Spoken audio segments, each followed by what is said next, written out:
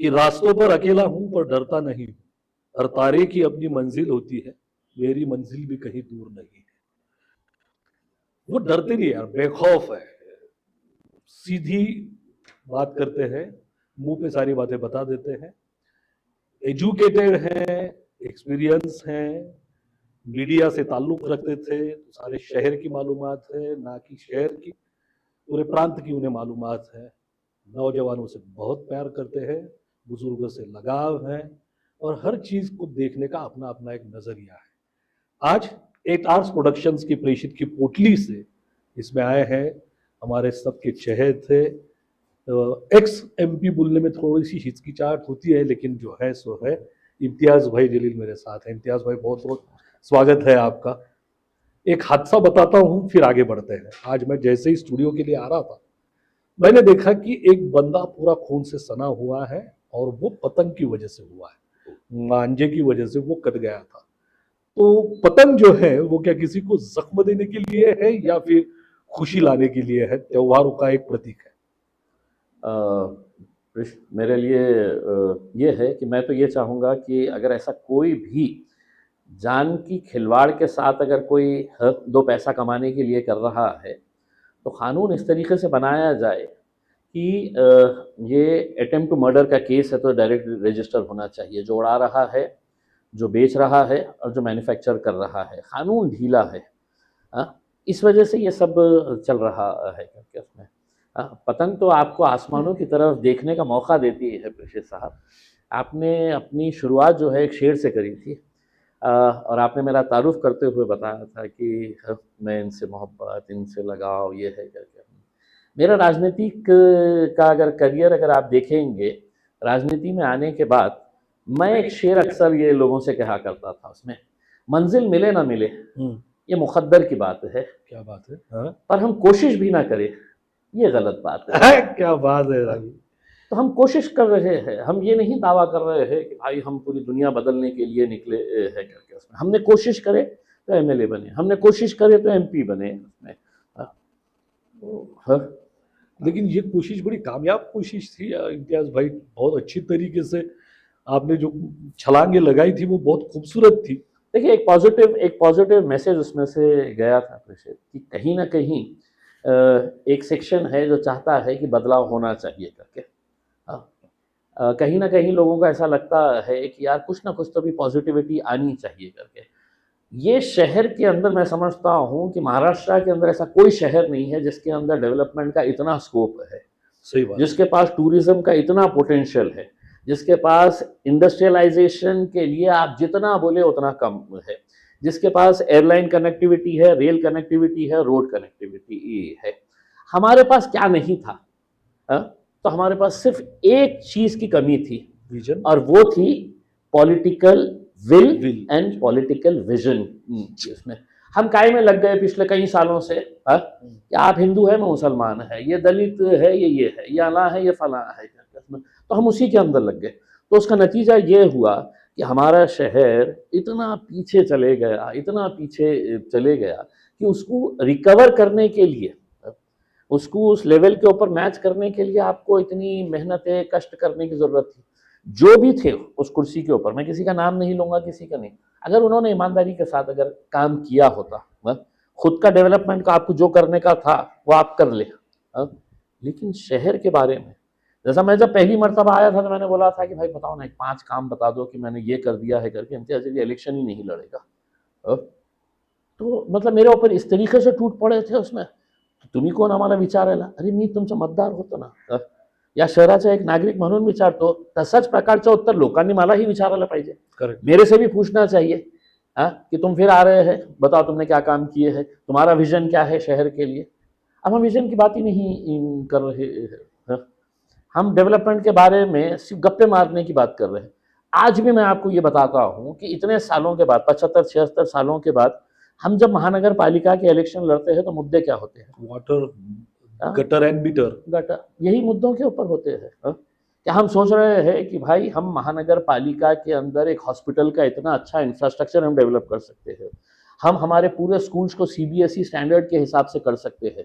दुनिया भर के कंपनीज है, आपको अपने जेब से नहीं देना है करके उसमें हम कंपनी के ऊपर अगर बंधन कारक कर डालें, कंपल्शन कर डालें कि तुम्हारा सीएसआर फंड जो है वो किसी दूसरे शहर में नहीं जाएगा। तुम्हारी इंडस्ट्री अगर यहाँ पे है, तुम्हारा हेडक्वार्टर अगर होगा बंबई में, चेन्नई में, बेंगलोर में, कहीं पर भी होगा उसके अंदर, आपकी ये जिम्मेदारी रहेगी अगर इंडस्ट्री है, आप हमारी जमीन, हमारी पानी, हमारा लेबर सब इस्तेमाल कर रहे हैं तो आपका सीएसआर फंड, और वो सीएसआर फंड से आपको करने का है। वरना महानगर पालिका तो कंगाल है उसमें साहब। एक जमाना ऐसा भी था इम्तियाज भाई की जब हम लोगों के पास महानगर पालिका का फंड जो था वो फिक्स डिपॉजिट में था, तो ये चला कहाँ गया होगा? नेताओं के जेब में गया सीधा सीधा सीधा, इसमें कोई किंतु परंतु और इफ्स एंड बट्स का मामला ही नहीं है इसमें। देखिए हमारा ये दुर्भाग्य है कि हम पिछले कई सालों से हम पानी के लिए तरसने वाला शहर है। आप मुझे ये बताइएगा कि अब ये जीवीपीआर बोलिएगा, ये एमजेपी जो कर रही है वो क्या कर रही है? सही बात है। ऐसा क्या उन्होंने है तो रॉकेट साइंस तैयार किया है कि अब अचानक शहर को पानी मिलने लगेगा करके? अगर आप इम्तियाज जलील को, राजनीतिक छोड़ दीजिएगा उसमें, अब मेरा से आप नफरत करते हैं, मेरा विरोध करते हैं, 2014 में मैं एमएलए बना था, आप यूट्यूब के ऊपर जाके देखिए, मैंने असेंबली के अंदर बोला था ये काम आप एमजेपी से कराइए, हर साल को है तो 5 टाकियाँ 6 टाकियाँ बढ़ाइएगा, 50 किलोमीटर की लाइन है जो एग्जिस्टिंग लाइन है, 1 साल के अंदर है तो आपने 50 किलोमीटर की लाइन नहीं कर सके, 2 साल के अंदर कर दीजिएगा, सीधी लाइन डालने का है पानी का समस्या। लेकिन उसमें कमर्शियल इंटरेस्ट इन्वॉल्व थे, और जब मैं बोलता हूँ कमर्शियल इंटरेस्ट इन्वॉल्व है तो एक भाजपा के बड़े खासदार मंत्री ने बोला था हमको मालूम नहीं समांतर कंपनी किसकी है करके। ओहो, मैं बोला वाह, लाए भी आपने, शहर को पानी से तरसाए भी आपने, और जब हम आपसे सवाल कर रहे हैं कि ये कौन है जिसको लेकर आए तो बोले मुझे नहीं पता है करके। तो ये कब तक चलेगा? लेकिन अब तो ये दोनों पार्टियों में झगड़ा हो चुका है, राइट? एक सवाल मैं आपसे करना चाह रहा हूँ, लोक कहीं आपको ये ना कर डाले मराठीमध्ये का नाही विचारलं त्याला प्रश्न, म्हणजे ये एक एजेंडा है साहब, इट इज पार्ट। आप डेवलपमेंट छोड़ दीजिएगा, मैं आपको लिख कर दे रहा हूँ, जिस दिन आपका इंटरव्यू आएगा उसके अंदर कमेंट्स पढ़ना मराठीमध्ये का नाही, उसमें त्यांना हॉस्पिटल नाही, त्यांना स्कूल्स नाही, शिक्षा नाही, इन्फ्रास्ट्रक्चर नाही, नोकऱ्या नाही, काही नाही, त्याला मराठीमध्ये का नाही विचारलं? तो मराठीमध्ये तो महाराष्ट्रामध्ये राहतं का नहीं? तुम्हारे को अगर वो कमेंट्स नहीं आए तो देख लेना, गालियां पढ़ने वाली है, आपको पूछिए मेरे को। हर जबान मेरी, हर जबान अपनी है, हर जबान की खूबसूरती है, हर जबान के अंदर मिठास है, लेकिन वो लोग जो है जो एक वास्ट मेजॉरिटी होते जा रही है, ये अब ये माइनॉरिटी के अंदर नहीं है। ये मतलब लोग ये समझते हैं कि इम्तियाज जलील असेल मुसलमान, मराठी का नहीं बोलतो नहीं मराठी, मला आवडतं बोलायला, लेकिन उनका एजेंडा ये है कि तू नौकरी छोड़ दे, हमारे को नहीं चाहिए, हमको पानी आनी से हम कर लेंगे, तू मराठीमध्ये कशा नाही बोलतो? नाही, आणि मग याही विषयावर पुन्हा भांडणही पुन्हा होऊ शकतं ना, की इम्तियाज जलील आता तरी छत्रपती संभाजीनगर म्हणणार का, औरंगाबादच म्हणणार, याच्यावरही वाद होऊ शकतो। होतं ना आहे ना, पण मी प्रामाणिकपणे एक पहिल्या दिवसापासून जे बोलतो ना, मी या शहरामध्ये जन्म घेतलेला आहे, मला जे खासदारकीचं सर्टिफिकेट आहे, आमदारकीचं जे सर्टिफिकेट इलेक्शन कमिशन देतं त्याच्यावर लिहिलेलं आहे Imtiaz Jaleel Aurangabad member of parliament. आता हेच बोलतो मी की इम्तियाज जलील मराठीमध्ये का बोलत नाही? दुसरा हे प्रश्न त्याला विचारा की ते औरंगाबाद बोलणार का संभाजीनगर बोलणार? हे तुमच्या म्हणून मी मुद्दा विचारून घेतलं की एकदा ज्या काही शिव्या पडायच्या ते एकदाच पडू द्या। नाही म्हणजे काय आहे की आपण या मुद्द्यावर आलं ना तर आपण मेन फोकसवर आपला डायव्हर्ट होतो, म्हणजे सगळं डिस्कशन जे आहे ना ते तुमच्या इंटरव्ह्यू मध्ये ते खूप इंटरेस्टिंग असणार आहे, ते रिसर्च करण्यासारखं आहे की किती लोक कमेंट्स करणारे आहे, त्यांना स्कूल पाहिजे, एज्युकेशन पाहिजे, मेडिकल हे पाहिजे, आपला इन्फ्रास्ट्रक्चर पाहिजे, नोकऱ्या, स्वच्छता पाहिजे, का डिस्कशन त्याला पाठवून द्या, त्याला तिथे पाठवून द्या, ते मराठीमध्ये का बोलत नाही आहे, लाज वाटते का, लज्जा वाटते का, अशा प्रकारचे नहीं, ऐसे सवाल तो मुझसे भी पूछे जाएंगे, पर मेरा सीधा सीधा ये बोलना है कि मैं बात करूंगा सिर्फ डेवलपमेंट की, मैं बात करूंगा सिर्फ विजन की, लैंग्वेज की बात जिस दिन करनी है, ज्या दिवशी मराठीमध्येच इंटरव्ह्यू करायचा असेल त्या दिवशी फक्त मराठी भाषेवरच प्रेम करणार आहे सगळे प्रश्न विचारूयात ना, की इम्तियाज जलील यांना कुठली मराठी कविता आठवते, इम्तियाज जलील यांची कुठली मराठी मॅडम सर त्यांना आठवतात, मराठीमध्ये केलेलं कुठलं भाषण आठवतं, या सगळ्या गोष्टी तेव्हा विचारू. पर आज जो बात करनी है, आज तो सिर्फ विजन की बात करनी है और सिर्फ डेवलपमेंट की बात करनी है. इतिहास भाई, सीधा सवाल मेरा यह है कि म्यूनिसिपल कॉरपोरेशन में जो कॉरपोरेटर्स चुन के दिए जाते हैं उनके लिए AIMIM ने कुछ रखा है लिख के कि ये काम करने हैं या ये चीजें उनको आनी चाहिए, ये बात समझ. मेरा जो सवाल आप मेरे से कर रहे हैं कि ये इम्तियाज जलील तुमने क्या करके रखे हैं अपने कॉर्पोरेटर्स के लिए, मैं इलेक्शन कमीशन को ये सवाल कर रहा हूँ. अच्छा, मैं हुकूमत से ये सवाल कर रहा हूँ, केंद्र सरकार से, मेंबर ऑफ पार्लियामेंट जितने बैठे हुए हैं उनसे ये सवाल कर रहा हूँ की अगर आज चपरासी की भी नौकरी किसी को चाहिए, करेक्ट, तो त्याची पात्रता 7वी पास, 8वी पास, 9वी पास असायला पाहिजे. होती है. आपको अगर अच्छे IAS ऑफिसर, IPS ऑफिसर चाहिए, उनके लिए भी एंट्रेंस है. डॉक्टर बनना है उनके लिए एंट्रेंस है. इंजीनियर बनना है, लॉयर बनना है तो उनको कैट दो, नीट दो, जो भी है एंट्रेंस एग्जाम.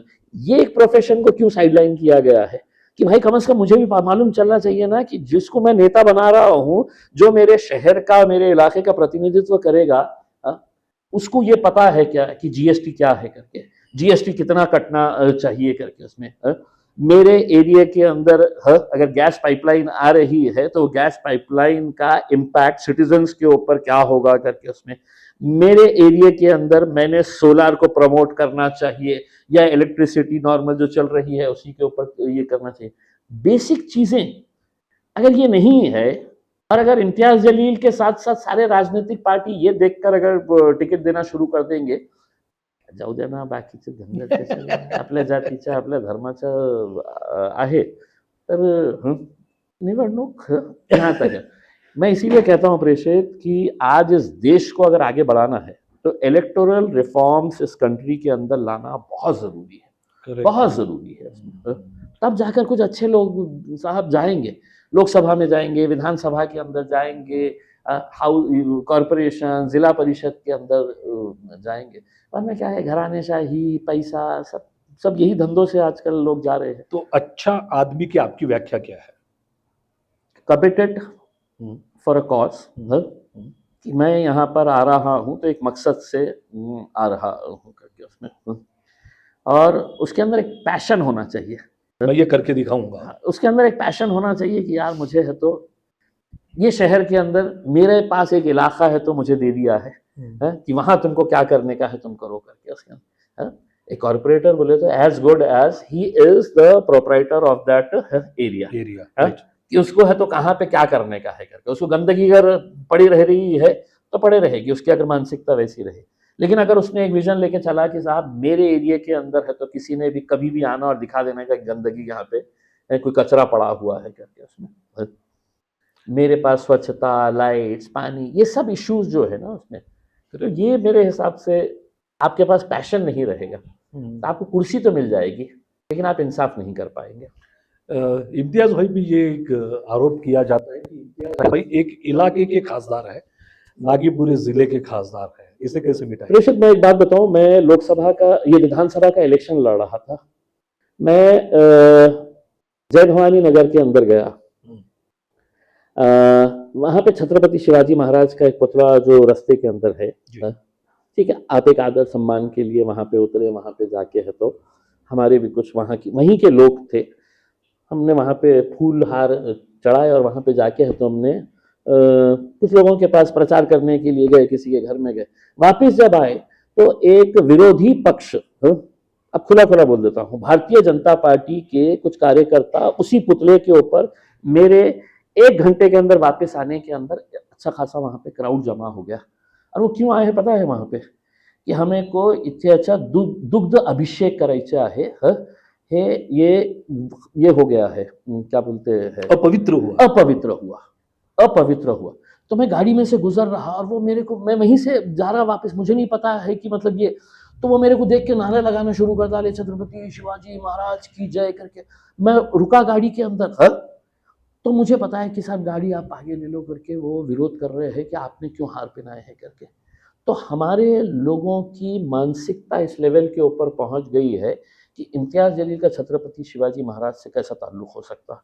बाबा साहब अम्बेडकर तो एक समाज के हम बना दिए हैं, हाँ, तो उन्हें वहाँ पे आके क्यों नहीं आया है, या अगर आया है तो फिर क्यों आया है करके उसमें।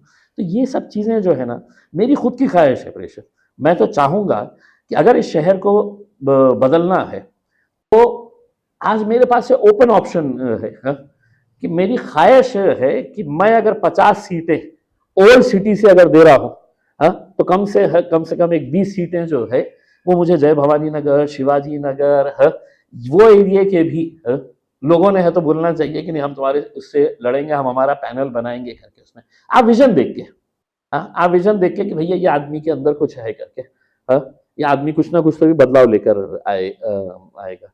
तो मेरी ख्वाहिश है, अनफॉर्चुनेट यही हो रहा है साहब कि हमने शहर के अंदर बाउंड्रीज खींच दिए हैं, हाँ? वो बाउंड्रीज को मैं छलांग लगाने की बहुत कोशिश करता हूँ, हाँ? लेकिन कहीं ना कहीं मुझे ऐसी जब हरकतें होती है, हाँ, कि साहब नहीं आप वहाँ पे आए हैं तो आप कैसा, तो ये सब चीज़ें मेरे हिसाब से ये बदलनी चाहिए। अब ठीक है आप मेरे साथ नहीं आ रहे ना, मैं ये चाह रहा हूँ कि सिटीजन्स फोरम अपने कैंडिडेट्स क्यों नहीं खड़े करता, 100%। हाँ? हर शहर अच्छे एजुकेटेड शहर के अंदर है तो ऐसा ये होता है कि भाई हमको कोई भी पार्टी पसंद नहीं, हमको एमआईएम भी पसंद नहीं है करके, हम हमारा सिटीजन्स फोरम का जो हमारे पास कमिटेड लोग हैं, हाँ? आप उनके हैं तो 25-50 है तो कैंडिडेट्स खड़े करिएगा, पैनल खड़े करिएगा, उनके लिए है तो सिटीजन्स मूवमेंट तैयार करिएगा कि नहीं हमको ये पार्टी को हमने वोट दिए थे इसने अच्छा काम नहीं किया, इसको दिए थे इसने अच्छा काम नहीं किया, अब सिटीजन्स वॉइस बोल के। और अगर आप उसमें आ जाते हैं इलेक्शन के बाद आप तय करिएगा, हाँ, कि हमारे इतने काउंसलर्स कॉर्पोरेटर्स चुन के आए हैं, अब हम है तो इनके साथ अलायंस करके कॉमन मिनिमम प्रोग्राम बनाएंगे और उस कॉमन मिनिमम प्रोग्राम के तहत है तो हम काम करेंगे। वरना काम क्या होगा कि आपके पास जब विजन नहीं रहता है, हाँ, तो आप मांग क्या करते हैं, साहेब आमच्या एरियामध्ये एक पुतळा पाहिजे, महानगरपालिकेचे पैशातून 5 कोटी रुपये सँक्शन, का ते सत्तेमध्ये बसलेले आहे, आम्हाला यांचं स्मारक पाहिजे, हाँ, पैसे दिले, हाँ? तो ये जो अपीजमेंट की जो चीजें होती है ना कि भैया, आणि लोगों को एक तबका होता है उनको यही पसंद आता है इसके अंदर, बघा आमचे नेत्याने आम्ही मतदान केलं होतं एक पुतळा आणला, अरे काय करणार तुम्ही पुतळ्याचं, पैसे कुणाचे आहे, तुम्हाला प्रेम आहे ना, कुणाचाही पुतळा असू द्या, जेब में से निकलते क्या तुम्हारे जेब में से, तो मेरा बड़ा क्लियर फंडा है, इस शहर को पुतलों की ज़रूरत नहीं है, शहर को स्मारकों की ज़रूरत नहीं है, इस शहर को सही तरीके से अगर हमको बनाना है तो हम हमारे आम लोगों के लिए हम क्या कर सकते हैं करके वो हिसाब से आपने करना चाहिए। लेकिन पैसा जो है वो ऐसी ऐसी चीज़ों के ऊपर खर्च हो जाता है और उसमें अगर गलती से अगर इम्तियाज़ जलील ने आवाज़ उठा लिया, हाँ, बघा, हे आमचे महापुरुषांचा कशा हे करत आहे, विरोध करत आहे, पाकिस्तानला पाठवा, म्हणजे वो तो ट्रेन तैयार रहती है हमारे लिए कभी भी भेज दो। तो ये चीज़ें है उसमें कभी ना कहीं भी तो प्रेषित मेरी सोच ये है, आज नहीं तो कल, कल नहीं तो परसों, कभी ना कभी तो समाज जागेगा, कभी ना कभी तो सच्चाई से उनको भी ये होगा उसमें। अब भाई पानी जब नहीं मिल रहा है तो ऐसा नहीं है ना कि मेरे इलाके में या उनके इलाके में बहुत मिल रहा है और दूसरों को नहीं मिल रहा है। तकलीफ जब हो रही है तो प्रेषित के घर में भी वही तकलीफ है और इम्तियाज जलील के घर में भी वही तकलीफ है। सही बात है, सही। इतनी बेबाकी से बात करते हो आप, कभी ऐसा नहीं लगता कि यार ये बेबाकी ही मुझे तकलीफ दे रही है अभी? ऐसा होता है? होता है क्योंकि उसको जब आप देखने का नजरिया जब लोगों का बदल जाता है, अब हो सकता है कि मैंने बोला कि मुझे किसी का पुतला नहीं चाहिए करके, तो अब अगर शहर में किसी के पुतले बन रहे होंगे तो लोग उसके साथ जोड़ डालेंगे उसका, कि भैया देखो ये इसका विरोध कर रहे हैं करके। मैंने हरसूल के अंदर ये जब G9 क्या था अपने पास, G20 का ये चल रहा था, तो उस वक्त पता चला कि हर समाज ने अपने अपना निवेदन लेके चले गया था कमिश्नर के पास। अच्छा, हाँ, की साहेब आमच्या या महापुरुषाचा म्हणजे आपल्या जातीचा जे महापुरुष अपन जो मानता ना, सबने लेके चले गए थे, अपना अपना निवेदन दे डाले थे उसके अंदर। मैंने कमिश्नर को बोला था, मैं बोला साहब कुछ नहीं, अच्छा फाउंटेन बनाइएगा, बच्चे जाके बैठे, बूढ़े लोग जो है वो शाम में है तो बैठ के रिलैक्स करे वहाँ पे, बस इतना कर दीजिएगा करके। हाँ, तो मेरी सोच में और उनकी सोच के अंदर ये फर्क तो मैं बोलता हूँ और मैं डट के बोलता हूँ। मैंने प्रेषित मैंने कभी किसी भी मुद्दे के ऊपर मैं ऐसा नहीं है कि मैं डर के दब के कि नहीं भैया लोग क्या करेंगे क्या कहेंगे करके उसमें। To give you an example, Gopinath Munde के स्मारक का विरोध करने वाला इतना डट के, मैंने उस वक्त भी कहा था, आज भी कह रहा हूं, महाराष्ट्र के अंदर दो बहुत ही पॉपुलर लीडर्स निकले हैं जिसको हर समाज के लोग मानते थे। एक दिवंगत विलासराव देशमुख साहब, एक दिवंगत गोपीनाथ मुंडे साहब। मैं उनके डेथ के टाइम के ऊपर एज अ पत्रकार कवर करने के लिए गया था। मैंने मुसलमानों को है तो फूट फूट के रोते हुए उनके उस पे चीता के ऊपर मैंने रोते हुए देखा था उसमें। तो एक मैसेज गया था, लेकिन मैंने विरोध किया कि नहीं स्मारक नहीं चाहिए करके उसमें। आज प्रेषित मेरे को इतनी खुशी है कि इम्तियाज जलील एमएलए नहीं है, इम्तियाज जलील एमपी हार चुका है इसमें, लेकिन जिस जगह के ऊपर एक स्मारक बन रहा था वहां पे आज 400 बेड का हॉस्पिटल नियरिंग कंप्लीशन, अगले 6-8 महीने 1 साल के अंदर आप समझ लीजिएगा 400 बेड का हॉस्पिटल। प्रेषित जब वहां से गुजरेगा तो वो अपने बच्चे को बताएगा कि भैया ये यहाँ पे नहीं का एक स्मारक आने वाला था, लेकिन हमारे पास एक खासदार था इम्तियाज जलील नाम का, उसने विरोध करके यहाँ पे हॉस्पिटल बनाया था। इसमें मैं आपको याद दिला देता हूँ, आपने ये भी कहा था कि हॉस्पिटल बनाइए और हॉस्पिटल के एरिया में आप पुतला बिठाइए। नहीं, इतना ही नहीं कहा था। हाँ। मैंने आपको ये भी बताता, कहा नहीं था, मैंने गवर्नमेंट को लेटर लिखा जी। एमआईएम पक्षाचा नेता, एमआईएम पार्टी का लीडर गवर्नमेंट को, चीफ मिनिस्टर को लेटर लिखा और ये कहा कि हॉस्पिटल बन रहा है, ये जगह के ऊपर एक स्मारक बनने वाला था बीजेपी के एक दिवंगत लोकप्रिय लोक नेता के नाम के ऊपर। अब हॉस्पिटल का नाम है तो आप गोपीनाथ मुंडे साहब के नाम पे दे दीजिएगा। तो मुझे राजनीति करना रहता था तो मैं बोला होता कि नहीं साहब वो इसका नाम डाल दो, उसका नाम डालो करके। मैं बोला नहीं, what is there in a name. लेकिन पूरी धंधे, पूरे राजनीति की दुकानें किस बात के ऊपर चलती है, नाम के ऊपर चलती है। तो मेरी सोच है साहब, मैं लड़ता हूँ, कामयाबी मिलती है। मतलब आप यकीन नहीं मानेंगे प्रेषित, मेरे को परली से, बीड़ से रात में 2-2 बजे फोन करते थे। गोपीनाथ मुंडे साहब के जो बंजारी समाज के हमारे भाई लोग रहते थे ना, तो रात में ए तुला अक्कल आहे का, तुला करतं का, तू कोणाचा विरोध करता, तुला हे करून टाकेल, तुला ते करून टाकेल। लेकिन जिस दिन मैंने वो पत्र भेजा था और वो मीडिया के अंदर आया था, उसके 4-8 दिन के बाद मेरे पास घर के ऊपर निकला बहुत सारे नौजवान लड़के आए उसमें, उनके हाथ में बहुत बड़ा बुके था उसमें। तो मेरे को बंदे ने आके बोला कि सर बहुत सारे लड़के आए हुए हैं भीड़ से, वो आपसे मिलना चाह रहे हैं। मैं बोला मेरे कोई कार्यकर्ता होंगे करके। तो मैं गया बाहर जाके उनसे मिला, तो वो सब ने मेरे को नमस्कार करे उसने, तो मैं बिठाया उनको, बात करा उसमें। बोले साहेब आम्हाला इतकं पटलं जेव्हा तुम जब ये बोल रहे थे ना कि इनका विरोध करो करके, लेकिन जब तुमने पत्र दिए गवर्नमेंट को तो हमको समझ में आया हमारी गलती। और उसमें से एक लड़के ने तो धीरे से बोल दिया, साहब आपको याद है रात में 2 बजे मैंने फोन करके आपको खूब गालियां दिया था करके उसके अंदर। तो बोले सर मैं ही हूँ करके, मतलब क्षमा करा करके। तो मतलब देखो लोगों को भी ये रियलाइजेशन होता है ना। तो एआईएमआईएम के जो कैंडिडेट चुनेंगे आप, वो भी क्या आप ही के सोच के जैसे रहेंगे? देखो एक तरीके से आपको मोल्ड तो करना पड़ेगा जी। मैं जब हम चुन के आए पहले इलेक्शन के अंदर, तो हमारे पास 26 कॉर्पोरेटर्स थे, 26 कॉर्पोरेटर्स, 25 चुन के आए थे, एक है तो इंडिपेंडेंट जो हमारी ही पार्टी से। आज कितने हैं मालूम है मेरे पास? 8 कॉर्पोरेटर्स को मैंने घर पे भेज दिया। क्या बात कर रहे हैं? रनिंग कॉर्पोरेटर्स, ये 4-5 साल का नहीं है, रनिंग कॉर्पोरेटर्स को मैंने घर पे बिठा दिया था। घर पे बिठा दिया था मतलब मेरे पार्टी से तो बिल्कुल आउट कर दिया था। क्यों? कि साहब लोग जब आपको वोट करते हैं ना तो एक उम्मीद से वोट करते हैं। चलो यार इम्तियाज जलील का वो भाषण सुने थे हमने, इम्तियाज जलील का वो इंटरव्यू देखे थे, उन्हें ऐसी बात कर रहा था कि चलो अपन देंगे, चांस देंगे करके। तो हूएवर इज द कैंडिडेट उन्हें वोट देते हैं, और उसके बाद अगर आप उनके उम्मीदों के ऊपर अगर खरा नहीं उतरते तो मेरी क्या जिम्मेदारी रहेगी? मैं ऐसी चलाने देना? तो क्या ये हर पार्टी में होना चाहिए? नहीं होगा नहीं साहब। लेकिन जो यंग बच्चे हैं जो ये इलेक्शंस में लड़ना चाहते हैं, उनमें से कई सारे बच्चों ने मुझे ये कहा कि हमारे लीडर ने हमसे पूछना चाहिए कि तूने ये काम करने का वादा किया था, ये तूने क्यों नहीं किया? और चौक में बोर्ड लगाने चाहिए कि मैंने ये वादे किए थे, मैंने ये काम किए हैं, ये किए नहीं है। और जिसने वो काम किया उसका नाम वहां पे होना चाहिए। Yes, वो yes. जो कॉन्ट्रैक्टर है उसका नाम और उसका नंबर होना चाहिए कि बिल्कुल। अगर कुछ गलती है तो फिर अगर यंग बच्चे ये सोच रहे हैं तो फिर बुजुर्गों को क्यों आजकल ये लग रहा है कि मैं फिर से एक बार महापौर बन जाऊं नहीं, और वही ऐसी पार्टी में जाके देखे देखे देखे देखे प्रेषित, क्या होता है कि सत्य का एक नशा होता है, आपको जो वो नशा चढ़ जाता है, आप मुझसे भी ये कहेंगे कि आप भी तो सत्ता में थे, आपको भी एक नशा चढ़ गया था।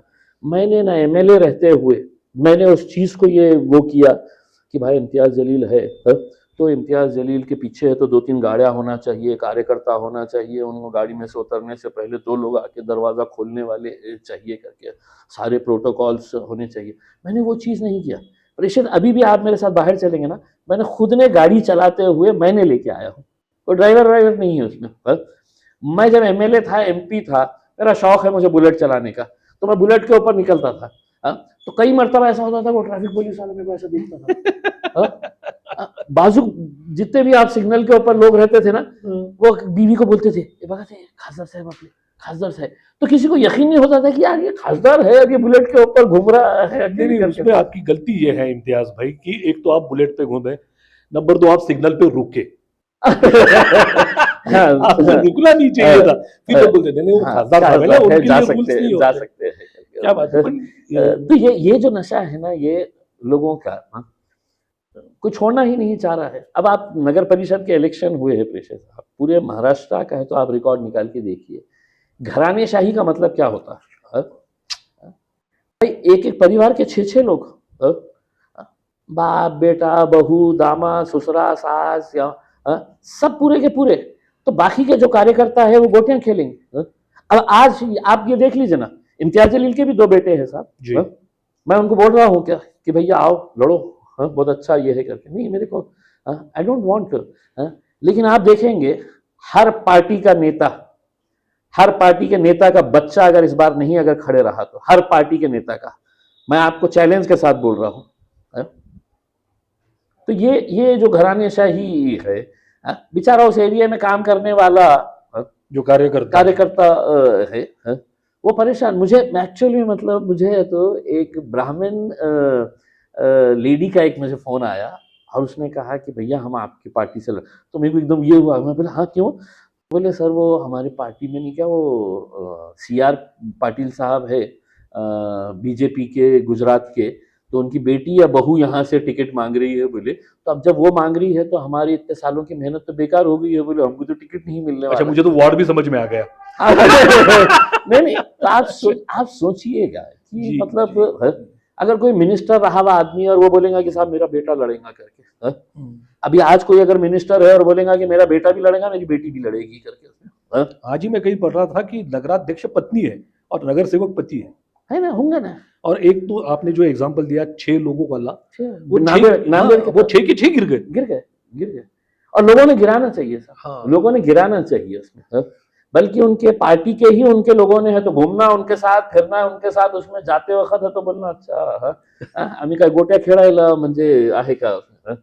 इम्तियाज भाई तुमच्यावर आणखीन एक आरोप केला जातो की इम्तियाज भाईंनी आमखास मैदानावर उर्दूचा महोत्सव घेतला, उर्दू फेस्टिवल लिटरेचर जैसा, वो कव्वाली और वो सारा प्रोग्राम हुआ था। नहीं, मैं IJ फेस्टिवल नाम से एक 20 दिन का महीने भर का है तो एक इवेंट लेता हूँ, तो उसके अंदर है तो मैं क्रिकेट टूर्नामेंट लेता हूँ, उसमें फुटबॉल टूर्नामेंट लेता हूँ, उसमें मुशायरा ऑर्गेनाइज करवाता हूँ, उसमें मैं बड़े बड़े कवियों को बुलाता हूँ, उसमें और भी दूसरे इवेंट्स में बॉडी बिल्डिंग कैंपेन। और आप ताज्जुब करेंगे कि मतलब पूरे महाराष्ट्र का सबसे बड़ा प्राइज क्रिकेट के अंदर फुटबॉल के अंदर जो देते हैं वो मैं देता हूँ। तो लोग मेरे को बोलते हैं अरे साहब इतना पैसा कोई देते हैं क्या करके। मैं बोला भैया जो बच्चा खेल रहा है ना, उसकी आज ऐसी भी हैसियत नहीं है कि वो एक है तो प्रॉपर किट खरीद सके करके, वो प्रॉपर स्पोर्ट्स का एक शूज खरीद सके करके उसमें।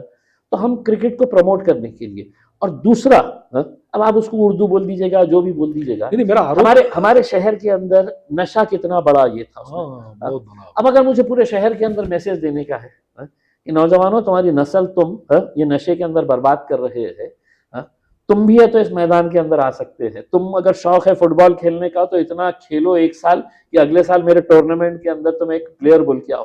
क्रिकेट खेलते हैं, क्रिकेट के लिए आओ करके। तो जो भी ऐसा ये है इसमें, देखिए अनफॉर्चुनेटली क्या होता है प्रेषित कि आप कुछ भी करो तो लोग है तो उसमें खामियां ढूंढ लेते। खामियां ढूंढते रहते हैं। नहीं, उसमें ये बोला गया था कि अगर ये इतना बुरा, हालांकि सब लोग वहां पे आए थे, सबने शिरकत भी की थी, सबने सुना भी था, उनका बोलना ये था कि ऐसा ही एक फेस्टिवल मराठी के हिंदी के लिए क्यों नहीं बिल्कुल किया करेंगे, गया। बिल्कुल कर सकते हैं। तो ये मेरे मुशायरे के अंदर अगर आप देखेंगे तो बहुत अच्छे अच्छे कवियों को भी मैं बुला था। मैं था वहां। क्या नाम है, सुरेंद्र शर्मा जी है, ऐसे कवियों को भी मैं ये करता हूँ। इनिशियल स्टेजेस है, 2-3 ह्यूज उसको बजट लगता है, स्पॉन्सरशिप्स लगती है उसमें। मेरी भी ख्वाहिश है कि भाई उसको है तो अगर मैं यहाँ पे ये इवेंट्स कर रहा हूँ तो अगले साल है तो मैंने ये इवेंट भी लोगों की ख्वाहिश के हिसाब से करना चाहिए। तो डेफिनेटली अगर प्रेषित ने मुझे स्पॉन्सर किया अगले उसके अंदर और मुझे बोला कि ये इवेंट्स करना चाहिए, तो मैं करूंगा उसके अंदर, बशर्ते प्रेषित ने मुझे स्पॉन्सरशिप दिलवा देना अच्छे से। बस ये इतना ही आपकी जो ख्वाहिश है ये बहुत जल्द पूरी होनी चाहिए। प्रेषित के पास सिर्फ उतना पैसा आना चाहिए तो मैं बिल्कुल करूंगा। दूसरा, आपके ऊपर मोहब्बत करने वाले बहुत लोग आहेत, म्हणजे ते तुमच्या अंगावर 500-500च्या नोटा उधळताना आम्ही बघितलं, आणि दुसऱ्या बाजूला तुम्हाला शिव्या देणारी पण लोक खूप बघितलेली आहेत। आणि याच्यामध्ये असं नाही आहे की फक्त हिंदूच बोलतायत, शिव्या देणारे पण मुस्लिम्स, पैसे उधळणारे पण मुस्लिम्स, या दोघांनाही तुम्ही कसं समतोल करता? जे मोठे नेते माझ्यावर अशा प्रकारचे, अगर मैं उनके बारे में अगर ये बोलूं कि मैं कोई डांस बार में जाके तो पैसे नहीं उड़ाता हूं करके, ये जो पैसा जो है सब एक कल्चर चलता हुआ आ रहा है कि खव्वाली का प्रोग्राम होता है, आपके घर में कोई शादी वादी का प्रोग्राम होता है तो लोग जोश में खुशी के अंदर है तो वो पैसा है तो आपके ऊपर से निछावर करते हैं। तो वो पैसा कहाँ जाता है? वो जो पीछे कलाकार बैठा हुआ है, वो तबला बजा रहा है, वो जो ढोलकी बजा रहा है, वो जो हारमोनियम बजा रहा है, कोई बहुत बड़े लोग नहीं होते हैं ना साहब, वो अपने शौक को जिंदा रखने के लिए वहां पे आके है तो ये करते हैं। तो ऐसा नहीं है ना कि साहब वो जो पैसा जितना आ रहा है अब रात में है तो उसकी है तो शराब और शबाब और कबाब की पार्टी होंगी करके उसमें। तो जो लोग मेरे ऊपर ये करते हैं उसमें कि इम्तियाज जलील से उसमें खुद अपने एक मरतबा गिरेबान में झांक कर देखे, और अगर मिल गया तो निकलवा के लेके आ जाऊंगा बम्बई के कहाँ के ऊपर है तो किन मुजरों के ऊपर और किन है तो डांस बार के ऊपर पैसा कौन कौन लुटाते हैं करके। आणि जे तुम्हाला शिव्या देणारी मंडळी आहे त्यांना काय सांगा, आणि फार वाईट पद्धतीने त्या रील्स, क्या फर्क पड़ता है? तुम्ही बघत पण नाही? क्या फर्क पड़ता है? मैं देखता भी नहीं सर, मैं अहमियत देता ही नहीं सर। भाई मेरा ये है, मैं अगर समझ लीजिएगा कि कोई कानून का उल्लंघन कर रहा हूं, मैं कोई क्रिमिनल एक्ट कर रहा हूं, तो ऐसा नहीं है ना। तो मैंने तो अभी मीडिया वालों ने मेरे से पूछा तो मैंने है तो उनको चुमटी लेने के लिए बोला, अरे हाँ हम शाही घरानों से ताल्लुक रखने वाले लोग हैं और हमारे शहंशाह होने का ये सबूत है कि हमारे ऊपर से नोटा फेंके जाते हैं, गरीबों में जाते हैं प्रेषित साहब। बाकी लोगों को बड़बड़ करने वाले लोग जो कुछ नहीं कर सकते हैं वो बड़बड़ तो करते रहेंगे, उनका प्रोफेशन। खरी गोष्ट आहे इम्तियाज भाई, खूप चांगलं विजन तुमचं आहे, तुमच्याकडे खूप चांगले थॉट्स आहेत, तुम्ही खूप क्लिअर कट सगळ्या लोकांना सांगता की हे असं वागणं मला जमत नाही, हे असं वागणं मला आवडत नाही। एका बाजूला तुम्ही जेव्हा तिरंगा यात्रा सारखी एक यात्रा करता तुमची जी असते, मला वाटतं 26 जानेवारीला असते, हो 26 जानेवारी आणि 15 ऑगस्ट दोन्ही वेळेला असतं।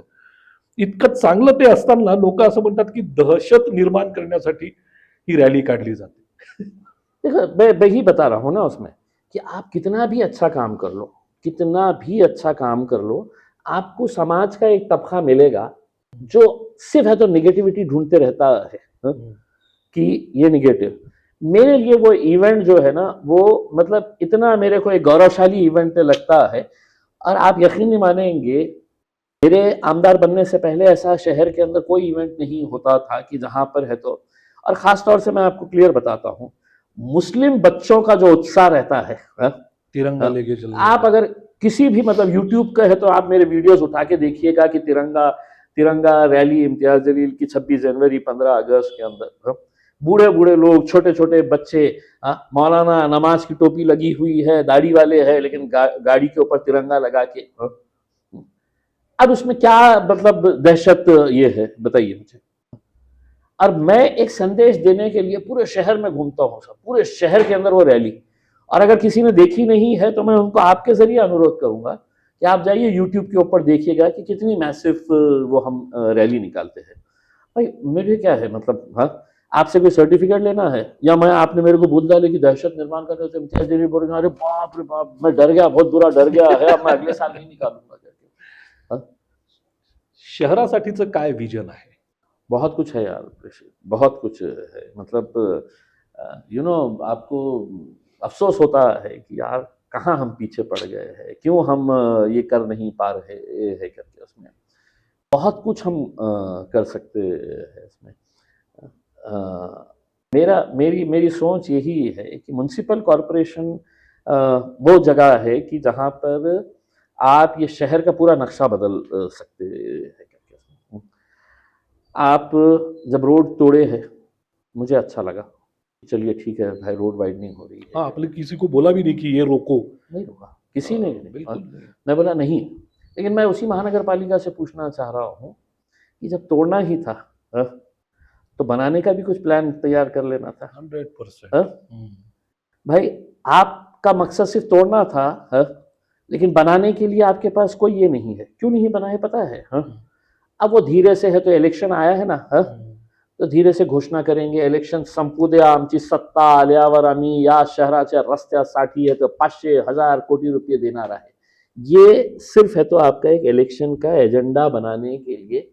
आपने लोगों के घर तोड़ डाले हैं, रोड के ऊपर लेके आ गए हैं। उसमें मेरी सोच ये है कि हमारे शहर के अंदर अगर लोगों को हर रोज पानी नहीं मिल रहा है, या कम से कम एक दिन आड़ पानी नहीं मिल रहा है, तो महानगर पालिका की हिम्मत कैसी होती है कि वो साल भर का टैक्स हमारे से वसूल करे करके। क्या आपको यही एक जरिया मिला है कि आप हमको कुछ दे नहीं रहे हैं और बोल रहे हैं कि नहीं पानी मिलो ना मिलो तुम टैक्स भरो करके? हमने हमारे एजेंडे के अंदर हमने बताए हैं इसमें कि जितने दिन पानी उतने दिन का टैक्स। अच्छा, ओके। हमने हमारे एजेंडे के अंदर ये रखे हैं कि आज समाज की बुराइयां जो है, वो नशा, वो शराब, देसी दारू, यही सब चीजें हैं ना उसमें। क्या महानगर पालिका ऐसा कोई ठराव पास कर सकता है कि भाई जितने भी झोपड़पट्टियों के अंदर है तो देसी दारू की दुकानें हैं, वो सिटी लिमिट्स के हम बाहर करेंगे करके? पीने वाला जा, पैदल जा, तू साइकिल पे जा, मोटरसाइकिल पे जा, जैसा जाता हाथी घोड़े के ऊपर बैठ के जा, पी वहां पे करके। लेकिन हमारे शहर के अंदर है, हम ये नहीं पॉसिबल है। अगर यूनानिमसली अगर हमने है तो ऑल पॉलिटिकल पार्टीज, लेकिन इसका विरोध कौन करेगा? एक्साइज डिपार्टमेंट में जाइए और पता करिए वहां पे ये शराब की दुकानें किस किस के है, बार कौन कौन चलाता है करके। प्रेषित भाई आप ताज्जुब करेंगे। समाज के अंदर जो बड़ी प्यारी प्यारी बातें करते हैं ना, ये पूरे उनके खुद के और उनके रिश्तेदारों के दुकानें हैं। ये बड़े बड़े नेताओं के, अलग अलग पार्टियों के नेताओं के उसमें पूरी लिस्ट अगर आप देखेंगे तो आप भी बोलेंगे अरे ये तो इतनी अच्छी सामाजिक परिवर्तन की बात करने वाला नेता है, ये कैसे सामाजिक परिवर्तन करेगा करके। तो पण आता असं काही होऊ शकतं की AIMI, भाजपा, शिवसेना जसं रिपॉर्ट लागती याच्यातल्या समविचारी लोकांनी एकत्र येऊन तिला शहराचं विजन ठेवायला पाहिजे, यासाठी तुम्ही काही प्रयत्न करत? नहीं देखो, प्री इलेक्शन तो पॉसिबल नहीं, पोस्ट इलेक्शन था। प्री इलेक्शन इसलिए पॉसिबल नहीं है कि ये पूरे के पूरे जितने भी डाकुआ हैं इनके निशाने के ऊपर सिर्फ एक ही है, तो यही एक है उसका।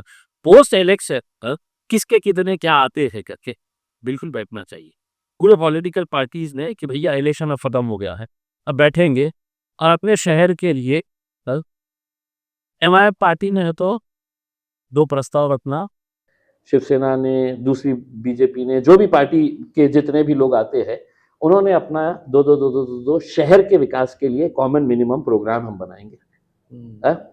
कॉमन मिनिमम प्रोग्राम बना के है तो हम सिटी के ओवरऑल डेवलपमेंट के बारे में है तो हम क्या कर सकते हैं करके होना चाहिए। तो ये इसमें ऑल फॉर इट पॉझिटिव्ह 100%। नाही, पण मग याच्यात तुम्ही पुढाकार घेणार का? तुम्ही पुढाकार घेणार का? 100%। अगर मतलब इलेक्शन खत्म होने के बाद अगर ऐसा मौका आता है तो हम खुद हम अपना अगर मैनिफेस्टो अगर हम बताएंगे, तो हम उनसे पूछेंगे, हम उनसे ये पूछेंगे कि भाई साहब ये जो है हमारा मैनिफेस्टो के अंदर हमने दिए हुए है कि जितने दिन पानी उतने दिन टैक्स। आप है तैयार इसके लिए? करेक्ट। उसमें से अगर कोई तैयार होगा जिसके अकल है तो बोलेंगे हाँ हाँ ये अपन है तो कॉमन मिनिमम प्रोग्राम के अंदर डाल देंगे। अगर कोई बेवड़ा नहीं है उसमें, और अगर मैंने उनको बोला कि भैया ये पूरे बेवड़ों को है तो अपन शहर के बाहर है तो दुकान लगवाएंगे, ऐसा ठहराव यूनानिमसली पास कर देंगे। Corporation has the power boss, the general body has the power कि आप ये डिसीजंस ले सकते हैं। लेकिन अगर पूरे बेवड़े हो गए तो बोलेंगे बॉस अपनी दुकानें तो बंद हो जाएंगी करके, ये तो आदमी अपने को काम पे लगा दे रहा है करके। तो ऐसे बहुत सारी चीजें हो सकती है कि हम टूरिज्म के लिए क्या कर सकते हैं। ये सच्चाई है कि नहीं प्रेषित? आपके पास यहाँ पे एक टूरिस्ट आ रहा है, वो सुबह गाड़ी ले रहा है, 5 स्टार के अंदर जाके रुक रहा है, गाड़ी लेके अजंता चले जा रहा है, शाम में आ रहा है। अब शाम में वापस आने के बाद उसके पास कुछ भी नहीं है शहर कुछ में। नहीं है, there is no night life. हाँ, वो दौलताबाद, अजंता, खुलदाबाद, बेलोरा सब देख के आ जा रहा है, शाम में कुछ भी नहीं है हमारे पास करने के लिए उसमें। मैं जब एमएलए था, अस्ति कुमार पांडे साहब थे, मैंने उनको ये प्रस्ताव दिया था कि हमारे पास सलीम अली लेक है, इतनी खूबसूरत नेचुरल लेक है, हम उसके अंदर लाइट एंड साउंड शो क्यों नहीं कर सकते हैं? क्यों नहीं करते? हम उसमें बोटिंग का ये क्यों नहीं कर सकते है करके। हाँ? आपको ताज्जुब होगा, सलीम अली लेक के पीछे है तो एक गार्डन बनाया गया जी। कितना पैसा खर्चा करे पता है वो गार्डन बनाने के लिए? 2.5 करोड़ रुपये। 2.5 करोड़ रुपये गार्डन बनाने के लिए। कभी आप गए हैं क्या एक मरतबा भी? टूटा है वो? नहीं, लॉक लगा हुआ है। अच्छा, अब तो लॉक भी लगा दिया? नहीं, लॉक शुरू ही नहीं हुआ, शुरू ही नहीं हुआ। वो शुरू नहीं है। क्यों नहीं हुआ पता है? किसी ने तो भी कोर्ट में चले गया और बोला कि साहब वो वहां पे पंछी आते हैं करके। तो मैं बोला फिर वो 2.5 लाख का जब बन रहा था तो आप सो रहे थे? आप उस वक्त हमारे पैसे 2.5 लाख करोड़ रुपये है तो पूरे चले गए हैं। और उसके बाद तो इसमें कहीं ना कहीं रास्ता निकालने की जरूरत है। कि भैया अगर लेक के अंदर आप नहीं चाहते हैं तो हम लेक को है तो बलून्स के जरिए है तो लेक को बाइफरकेट कर सकते हैं, शाम के टाइम के ऊपर बोटिंग हम करवा सकते हैं इसमें। बस एवरी सिटी, बस उसके लिए क्या हो जाएगा कि उसके अंदर एक पॉलिटिकल विल, नहीं तो एक तरी उभे रहना। अच्छा ते सलीम अलीच्या बाबतीत बोलता बघा ते सलीम अली, अब उसको मालूम ही नहीं है कि सलीम अली का नाम क्यों है। वो समझेगा इम्तियाज जलील का कोई रिश्तेदार है, उनके नाम पे लेख है तो अपन ने क्यों करना चाहिए। उसको मालूम ही नहीं है कि सलीम अली कौन थे करके। तो उसका विजन यही उससे जाएगा। जैसा हमारे पास के एक नेता ने एक यूनिवर्सिटी को इसलिए रोका था, उस यूनिवर्सिटी के नाम के अंदर मुस्लिम था। अलीगढ़ मुस्लिम यूनिवर्सिटी की एक ब्रांच यहाँ पे खुलने वाली थी। इमेजिन, क्या बात कर रहे हो? अगर आप अलीगढ़ अगर गए तो आप देखेंगे vast majority of non Muslim students वो वहां पे अलीगढ़, क्योंकि उन्होंने अपना स्टैंडर्ड को वहां पे इतना मेंटेन करके रखा। जब ये यहाँ के लिए सैंक्शन हुई थी तो उस वक्त के हमारे एक नेता ने बोला ते मुसलमान यूनिवर्सिटी ये लग रहा है। अरे मुसलमान नहीं है, जैसे Banaras Hindu university is not about Hindu mythology या हिंदुइज्म के ऊपर हम पढ़ा रहे हैं, वो एक नाम पड़ा हुआ है। तो ऐसे ही अलीगढ़ मुस्लिम यूनिवर्सिटी का नाम, लेकिन उसका मतलब ये नहीं है कि वहां पे है तो कुरान पढ़ाया जा रहा है या आपको पूरे। तो उन्होंने वो यूनिवर्सिटी का प्रपोजल ही कैंसिल करवाने लगा दी। आज वो यूनिवर्सिटी रहती, हजारों बच्चे यहाँ पर आते थे, हमारे शहर ग्रो करा होता, होटल इंडस्ट्री, रेंटल हाउसेस गए होते, बिजनेस फ्लरिश करा होता, लेकिन नहीं ना।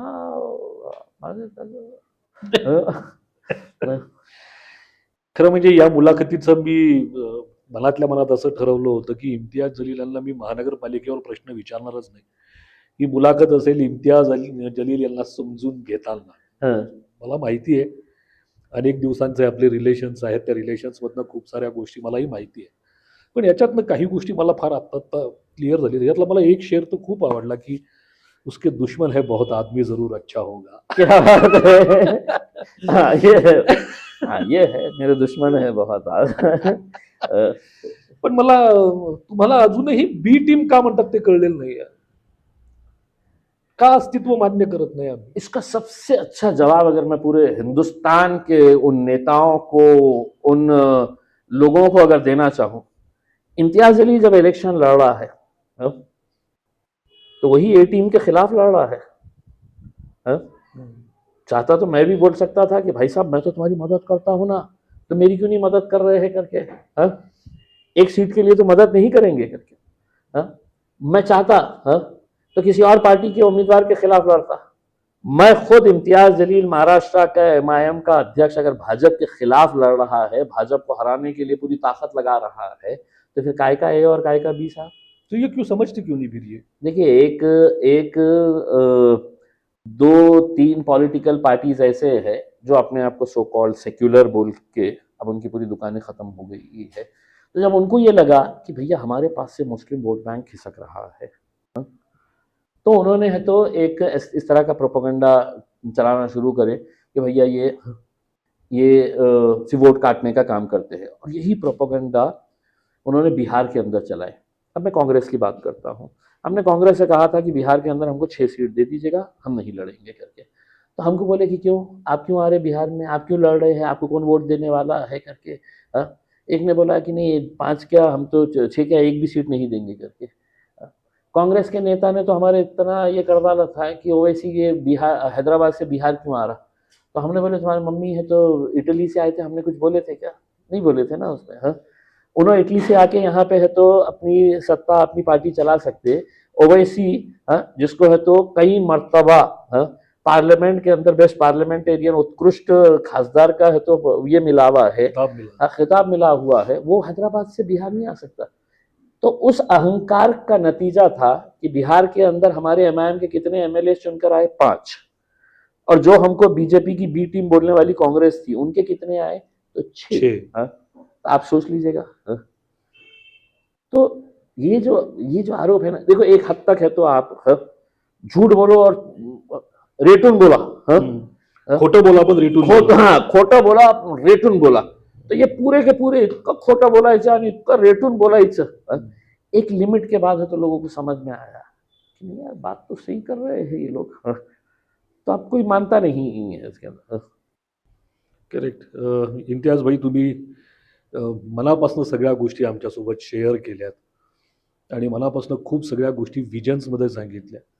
नेक्स्ट जनरेशन इलेक्शंस मध्ये उतरायला तयार नाहीये तुमच्या घरातलं? का नाहीये? आई डोंट वांट, मतलब मुझे नहीं, आप नहीं चाहते या वो बच्चे नहीं चाहते? नहीं, बच्चे भी नहीं चाहते हैं सर, मतलब बच्चे भी नहीं चाहते हैं। मतलब टचवुड, आज मेरा बड़ा लड़का है एक ऐसे लेवल के ऊपर पहुंच गया है मुंबई में, तो उसके लिए मतलब ये सब चीज़ें मायने नहीं रखती है।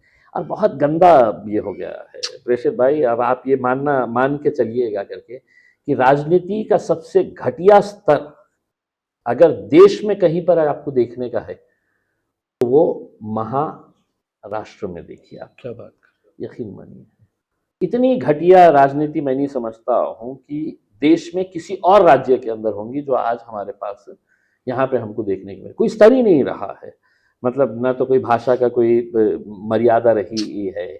हाँ, अब आपको है तो ओपन टीवी प्रोग्राम के अंदर है तो आपको लोग गालियाँ भी देते हुए सुनेंगे, स्टेज के ऊपर एक दूसरे की गंदी अभद्र भाषा का इस्तेमाल करते हुए देखेंगे।